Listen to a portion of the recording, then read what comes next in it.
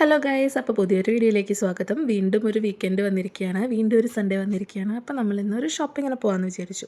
Correct ഞായറാഴ്ച ആകുമ്പോൾ നീ എവിടെ നിന്ന് വരുന്നൊരു ഈ മരഭൂതമേന്ന് മനസ്സിൽ വിചാരിച്ചിട്ട് കാര്യമില്ല. ഞായറാഴ്ച ദിവസമാണ് നമ്മൾ പുറത്ത് പോകാം. അപ്പോൾ ആദ്യം തന്നെ പോയത് നല്ല ഫുഡ് കഴിക്കാനാണ്. ഏകദേശം 10:30-11 മണിയൊക്കെ ആകുമ്പോഴാണ് എഴുന്നേറ്റത്. വീട്ടിലെ വിളിച്ചു, ജോബിച്ചൻ്റെ വീട്ടിൽ വിളിച്ചു, രണ്ടു കൂട്ടരും പള്ളിയിലൊക്കെ പോയി വന്നിട്ടുണ്ട്. അപ്പോൾ അത് കഴിഞ്ഞിട്ട് നമ്മൾ വീട്ടിലൊക്കെ വിളിച്ച് കഴിഞ്ഞ് നേരെ ഫുഡ് കഴിക്കാനായിട്ട് പോവാണ്. നല്ല ചട്ടിച്ചോറ് കഴിച്ച്. പക്ഷേ ബീഫ് ചട്ടിച്ചോറ് വേറെ, ചിക്കൻ ചട്ടിച്ചോറ് വേറെ, ഫിഷ് ചട്ടിച്ചോറ് വേറെ, അങ്ങനെയൊക്കെ ആയിരുന്നു കേട്ടോ. പക്ഷേ എനിക്ക് എല്ലാ കൂട്ടാനുമുള്ള ചട്ടിച്ചോറ് കഴിക്കാനായിരുന്നു ഇഷ്ടം. ഞാൻ ബീഫിൻ്റെയും ജോബിച്ചും ചിക്കൻ്റെയാണ് എടുത്തിട്ടുള്ളത്. അവർ രണ്ടുപേരും മീൽസാണ് കഴിച്ചത്. അപ്പോൾ അത് കഴിഞ്ഞിട്ട് നമ്മൾ ഷോപ്പിങ്ങിന് പോയേക്കാണ്. ഡേ ടു ഡേ ആണ്, ഐ തിങ്ക് കരാമയിലുള്ള ഡേ ടു ഡേ ആണ് നമ്മൾ പോയിട്ടുള്ളത്. ഏറ്റവും വലിയ ഡേ ടു ഡേ ആണ് കേട്ടോ. ഒരു ബാഗ് വാങ്ങിക്കുക എന്നുള്ളതാണ് ഉദ്ദേശം. സ്കൂളൊക്കെ തുടങ്ങുന്ന സമയമായിരുന്നു കേട്ടോ ഇവിടെ. അപ്പോൾ അതുകൊണ്ട് തന്നെ ഒരുപാട് കളക്ഷൻസ് ഉണ്ടായിരുന്നു. ഞാനിപ്പോൾ യൂസ് ചെയ്തുകൊണ്ടിരുന്ന ബാഗ് ജോബിച്ചൻ തന്നെ വാങ്ങിച്ചതെന്താ, മുന്നെപ്പോഴോ ഗൾഫിലേക്ക് വന്ന സമയത്ത്, വിസിറ്റിന് വന്ന സമയത്ത്. അതാണ് ഞാൻ ബാംഗ്ലൂർ ഒരു വർഷമായിട്ട് യൂസ് ചെയ്യുന്നതും കൊച്ചിയിൽ ഇൻഫോ പാർക്കിൽ ഉണ്ടായിരുന്ന സമയത്ത് ഏകദേശം കുറച്ച് മാസങ്ങൾ യൂസ് ചെയ്തിട്ടുള്ളത്. അപ്പോൾ ഏകദേശം ഒന്നര വർഷത്തിന് മുകളിലായിട്ട് ഞാൻ യൂസ് ചെയ്യുന്ന ബാഗാണ്. അപ്പോൾ അതിൻ്റെ വലിയ കള്ളിയുടെ സിബ് കുറച്ച് പ്രശ്നമാണ്. അപ്പോൾ ഇനി അത് മാറ്റാനായിട്ട് നല്ലത്, അതിനുള്ള സ്ഥലമൊക്കെ കണ്ടുപിടിക്കാനായിട്ട് നല്ലത് ഒരെണ്ണം വാങ്ങിക്കുകയാണെന്ന് വിചാരിച്ചു. പിന്നെ കുറേ കാലമായില്ലേ, അപ്പോൾ അതൊരു ചേഞ്ചിന് വേണ്ടിയിട്ട് നമ്മളൊരു ബാഗ് വാങ്ങിച്ചിട്ടുണ്ട്. മാക്സിമം അത് യൂട്ടിലൈസ് ചെയ്തിട്ടുണ്ട് എൻ്റെ ഓൾറെഡി ഉള്ള ബാഗ്. കൊല്ലം ബാഗ് വാങ്ങിക്കുന്ന കൂട്ടത്തിലൊന്നല്ല പഠിക്കുന്ന കാലത്തും ആയിരുന്നത്. എപ്പോഴാണോ നാശമാവണത് അപ്പോൾ വാങ്ങിക്കും. അതിന് സ്കൂൾ തുറക്കുന്ന സീസണോ കാര്യങ്ങളൊന്നും കാത്തിരിക്കാറില്ല. എപ്പോൾ കേടുവരുന്നു അപ്പോൾ വാങ്ങിക്കും, അങ്ങനെയാണ്. അപ്പോൾ കുറേ ആയി മേടിക്കണമെന്ന് വിചാരിക്കണം. നമ്മൾ ഫുഡും വെള്ളമൊക്കെ കൈപ്പിടിച്ച് പോകുമ്പോൾ ഇടയ്ക്ക് അതിങ്ങനെ തനിയെ ഓപ്പൺ ആയിട്ട് വരും.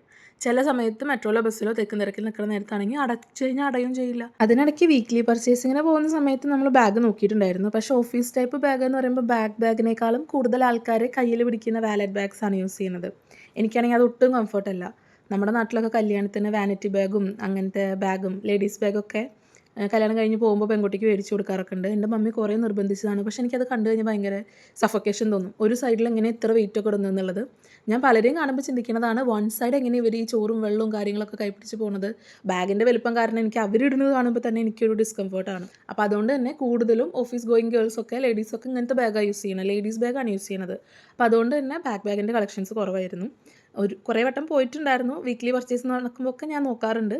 ഇവിടെ വന്നപ്പോൾ എനിക്കിഷ്ടമായി, കാരണം ഇഷ്ടം പോലെ കളക്ഷൻസ് ഉണ്ട്. അപ്പോൾ അങ്ങനെയാണ് ബാഗ് വാങ്ങിച്ചത്. അപ്പോൾ ട്രോളിയിൽ കണ്ടല്ലോ ഏതാണ് എടുത്തിട്ടുള്ളതെന്ന്. ഒരു പർപ്പിൾ കളറ്, ഒരു ലൈറ്റ് വയലറ്റ് ബാഗാണ് എടുത്തിട്ടുള്ളത്. പക്ഷേ എനിക്ക് കുഞ്ഞു പിള്ളേരുടെ ബാഗൊക്കെ കാണുമ്പോൾ ഭയങ്കര ഇഷ്ടമായി. LKG ഒന്നുകൂടി പഠിക്കാൻ പോകാൻ തോന്നുന്നു. നമ്മളൊക്കെ അങ്ങനെ പഠിക്കുമ്പോൾ ഇങ്ങനെ ഇത്ര നല്ല സംഭവങ്ങളൊന്നും കിട്ടിയിട്ടുള്ള ഒരു ഇതില്ലല്ലോ. ഞാനൊക്കെ ഗൾഫിൽ നിന്നൊക്കെ ആരെങ്കിലും വരുന്നതും അതിൻ്റെയിലൊക്കെ കൊടുന്ന് തരണതൊക്കെ ആഗ്രഹിച്ചൊരു കുട്ടിക്കാലം ഉണ്ടായിരുന്നു. ഞാൻ ജോലിക്ക് കയറിയ സമയത്താണ് ഏട്ടൻ ഗൾഫിലൊക്കെ പോകുന്നത്. അപ്പോഴാണ് ഞാൻ MCA ചെയ്യുന്നതും. ഡിസ്റ്റൻ്റ് ആയിട്ടാണ് MCA ചെയ്തിട്ടുള്ളത്.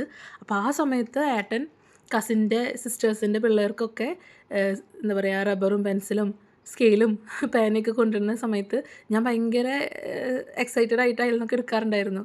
കാരണം എനിക്ക് എൻ്റെ ചെറുപ്പത്തിൽ കിട്ടിയിട്ടില്ല. ഞാനാണെങ്കിൽ അസൈൻമെൻറ്റും കാര്യങ്ങളും പ്രൊജക്റ്റൊക്കെ വെക്കുന്ന ടൈമും MCA ചെയ്യുന്ന സമയം. അപ്പോൾ MCA ചെയ്യുന്ന സമയത്ത് ആ സമയത്താണ് ഞാൻ ആഗ്രഹിച്ച പോലെ ഇതുപോലെ ആരെങ്കിലുമൊക്കെ കൊണ്ടുവരാനും മേടിച്ചു തരാനൊക്കെ ഉണ്ടായിട്ടുള്ളത് കേട്ടോ.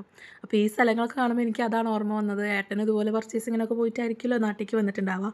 നമുക്കിപ്പോൾ വാങ്ങിച്ചു കൊടുക്കാൻ പിള്ളേരൊന്നുമില്ല. പക്ഷെ എന്നാലും നാട്ടിൽ പോകുമ്പോൾ കസിൻസിൻ്റെ പിള്ളേർക്കൊക്കെ വാങ്ങിക്കണം. ഇതിനിടയ്ക്ക് നമുക്ക് കുറച്ച് ഡ്രസ്സൊക്കെ എടുക്കാനുണ്ടായിരുന്നു കേട്ടോ. ജോബിച്ചിനുള്ള കുറച്ച് ഷോർട്ട്സും പാൻസും ഒക്കെ എടുത്തിട്ടുണ്ടായിരുന്നു.